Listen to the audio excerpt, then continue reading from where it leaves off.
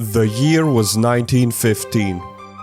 Europe had descended into the chaos of the First World War. The trenches stretched for hundreds of miles and neither side could break the deadlock. In Germany, chemist Fritz Haber believed science could change the course of the war, working alongside industry that had been transformed by the Haber-Bosch process, a method Haber developed in the laboratory and Carl Bosch scaled up to industrial production. Germany could manufacture vast quantities of ammonia. That same industrial capability supplied fertilizer to feed millions, but it also provided the raw materials needed for explosives. Haber pushed science even further. On April 22, 1915, during the Second Battle of Ypres, thousands of cylinders released a dense green cloud of chlorine gas across the battlefield. As the wind carried it toward Allied trenches, soldiers who had never encountered such a weapon struggled to breathe.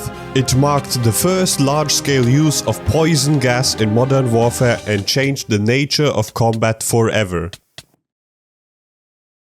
And today, we're recreating this chemical warfare in Minecraft. Using nothing but redstone, clever engineering and a few questionable ideas, I am going to showcase and explain my own methods of this type of warfare in Minecraft. In the beginning, I checked what other people had created. A real popular design was this, a dispenser filled with potions that can be launched with a slime block. Now, although the timing seems correct, there is one issue with dispensers.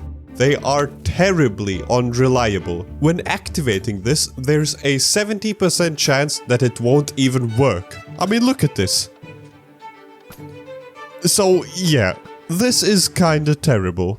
Well, then I thought to myself, who would know better about poison gas than the Japanese people? They used it extensively against Chinese military forces in World War II. So I found this absolutely lovely Japanese tutorial where I didn't understand anything, but it somehow worked. With a slight issue. See, on the surface it works like this. You throw in your potions into this water pool with bubble columns. Then you press this button that releases TNT, which launches the potions into different directions.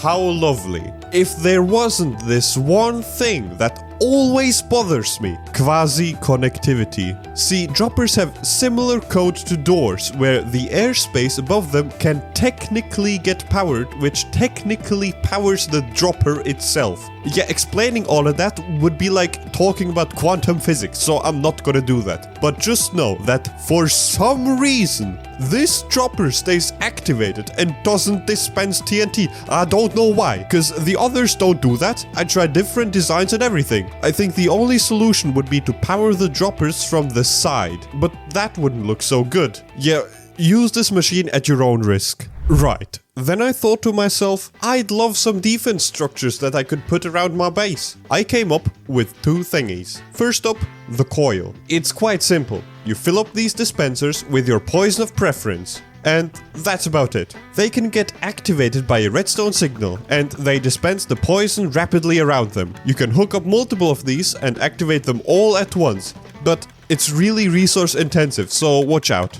And lastly, our internationally beloved landmines. I found out that when there are no blocks above the dispenser, we can use lingering potions, which will create this cool cloud of poison. But when there is a block, we can only use splash potions, which also works fine. With this in mind, I created this classic player detector with redstone ore. When walking on redstone ores, they light up, which can be detected by an observer. You can leave this landmine either on the battlefield just like this or with a carpet on top. Cool thing is, it will activate twice. First time when the player steps on it, and second time a bit later when the ore resets. So these were all the machines I was allowed to show, knowing YouTube policies and owning a German passport. Subscribe if you want more, leave a comment, I love comments. And yeah, see you in the next one. Bye!